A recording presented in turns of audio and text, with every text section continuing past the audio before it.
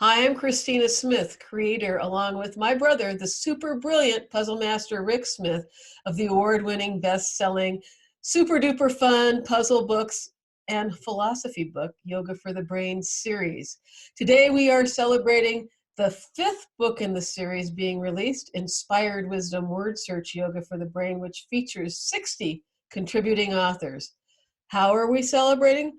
Why, we're getting together to hang out with some of these 60 authors. And today I'm so excited that we have with us Lauren McCall, author of puzzle number 45, Look Through Animal Eyes. Hi, Lauren. Hey, Christina. Hi, everybody. This is a fabulous book. Oh, I'm so glad you love it. Could you tell us a little bit about yourself? Hint, hint. Yeah. Absolutely. Well, my big shtick is I work a lot with people and animals, and I'm an animal communication instructor. I'm a Tellington T-Touch instructor, and I'm an author of 4 or 5 different books, all of which have to do with animals, their perspectives, relationship with people. It's kind of a broad scope, and I work at the moment primarily in Asia for whatever reason that just happened to be. Wow, Asia. Yeah. Interesting. Well, let's Yes. talk a little bit about why it's let's talk about why it's important to look through animal eyes. Yeah, I'd be happy to do that. And I'm sure a lot of people listening today and a lot of people reading your wonderful books um, have animals. Something like 65% of American households have animal family members. And increasingly, we hear about how people rely on their animals for emotional support or for affection or even for exercise. There's so many different reasons. As an animal communicator, I also come at it not only from that kind of a level, but also I'm very interested in the animals' perspectives and what they have to say and what kinds of lessons that they can share with us. And of course, if I were to be asked, which I frequently am actually, I think the biggest lesson that animals can share with us, and probably the biggest difference between people and animals, is that animals really do live in the now. And we hear a lot in the yoga world, in the meditation world, in metaphysics. We hear a lot of people talking about the importance of being in the now.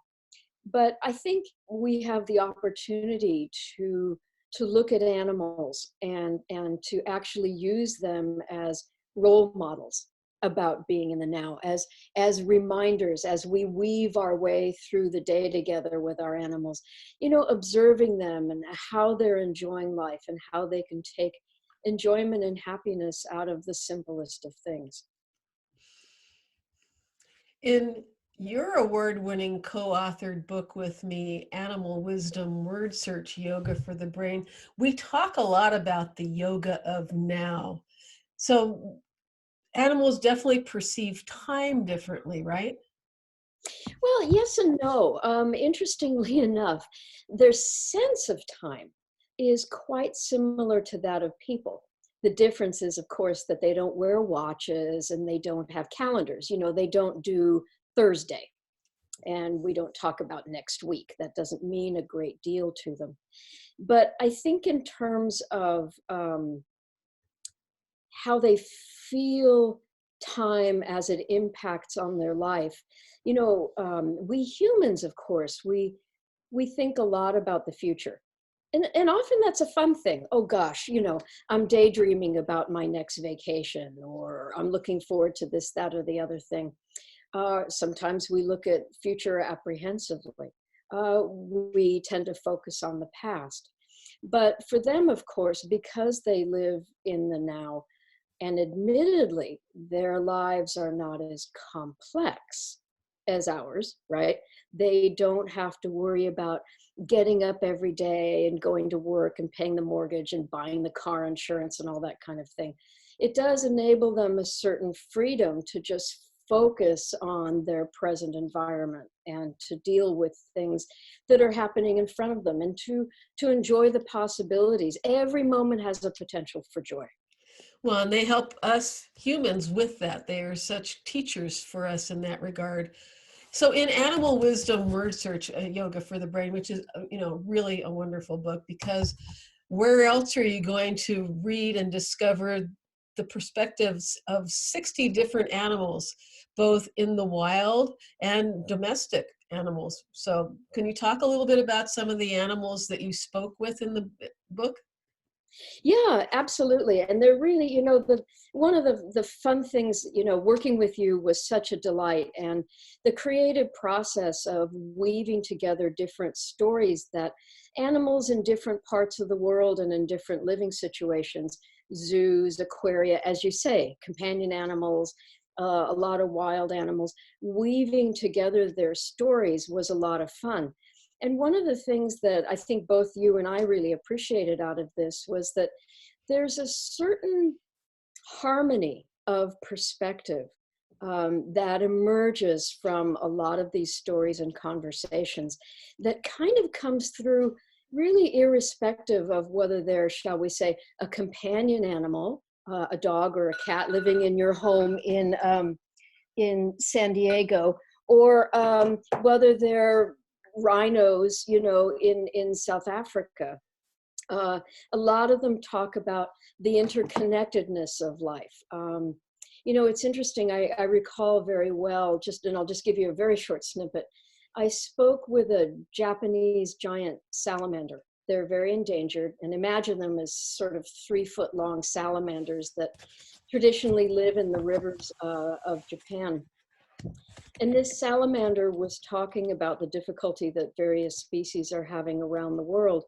And honestly, truthfully, I don't know if it was a male or female, so I'll just plump for she. She was talking about the fact that all beings have their own vibration. All species have their own vibration.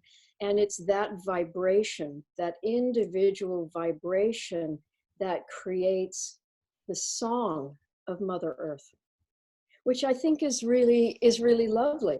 And the point is that once these species are gone, once that vibration is gone, that song is silenced, and it forever changes things on the earth. Wow, and you can see that whole conversation in puzzle number 52 in Animal Wisdom Word Search, where we have the conversation with the Japanese giant salamander. That moved me so much. Me too. Me too.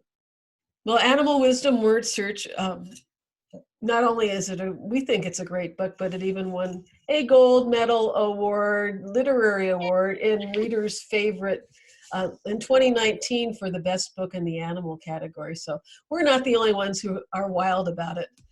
So, absolutely true. Yeah, so you can get a taste of Lauren looking through animal eyes in Inspired Wisdom Word Search, and 60 other different perspectives on what's inspiring and what we can bring into the world, and what inspires us beyond the normal kinds of thoughts about inspiration. You can pick up your copy at barnesandnoble.com, amazon.com. You could walk into a bookstore and ask for it by name, or target.com. Thanks so much, Lauren, for being with us. Appreciate it. Thank you so much, Cristina. And be sure and get your copies of these books. They are wonderful, wonderful reading. Thank you, Lauren. Bye for now. Bye-bye.